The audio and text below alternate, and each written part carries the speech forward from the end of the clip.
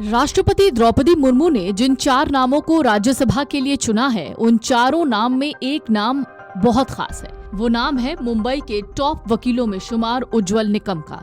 लेकिन उनकी उपलब्धि सिर्फ इतनी ही नहीं है। दरअसल यही वो शख्स हैं जिन्होंने कसाब को फांसी दिलवाई थी। उज्ज्वल निकम 26/11 मुंबई आतंकी हमले के मुकदमे में सरकारी वकील थे। उन्होंने पीड़ितों को न्याय दिलाने में अहम भूमिका निभाई थी। उन्हें 2016 में कानून के क्षेत्र में उनके योगदान के लिए पद्मश्री से सम्मानित किया गया था। पद्मश्री भारत सरकार द्वारा दिया जाने वाला एक प्रतिष्ठित सम्मान है। राष्ट्रपति द्रौपदी मुर्मू ने राज्यसभा के लिए 4 लोगों को मनोनीत किया है। इनमें से एक नाम उज्ज्वल निकम का भी है। शनिवार 12 जुलाई 2025 की सरकारी अधिसूचना में उज्ज्वल निकम को राज्यसभा भेजने की जानकारी दी गई। ये भी बताया गया कि पहले मनोनीत सदस्यों के रिटायर होने से खाली हुई सीटों को भरने के लिए ये फैसला किया गया है। उज्ज्वल निकम 26/11 मुंबई आतंकी हमले के मामले में स्पेशल पब्लिक प्रोसिक्यूटर थे। उज्ज्वल निकम के अलावा 3 और लोगों को राज्यसभा के लिए मनोनीत किया गया है। उज्ज्वल निकम भारत के जाने माने वकील हैं। 26/11 मुंबई आतंकी हमले के मुकदमे और कई अन्य बड़े आपराधिक मामलों में काम करने के लिए इन्हें जाना जाता है।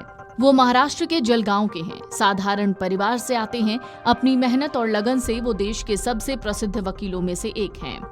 अपने करियर में निकम ने कई बड़े आपराधिक मामलों में काम किया। इससे उन्होंने अपनी एक मजबूत पहचान बनाई।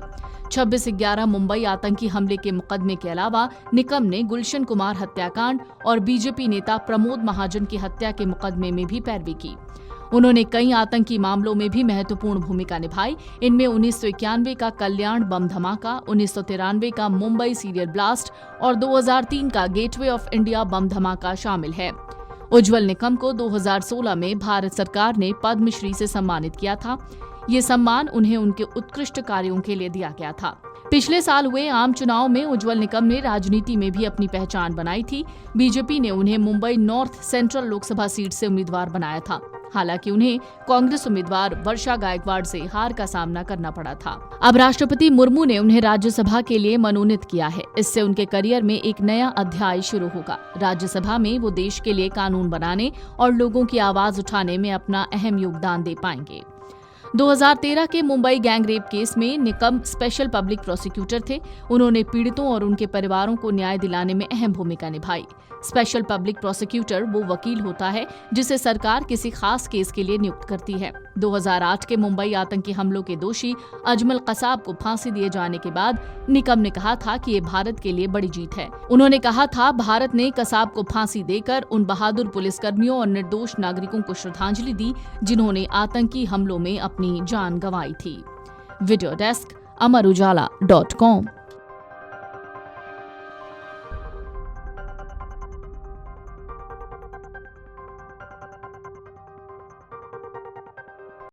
अगर आप ये वीडियो YouTube पर देख रहे हैं तो हमारे चैनल को सब्सक्राइब कर बेल आइकन दबाएं और Facebook पर देख रहे हैं तो हमारे पेज को लाइक करें।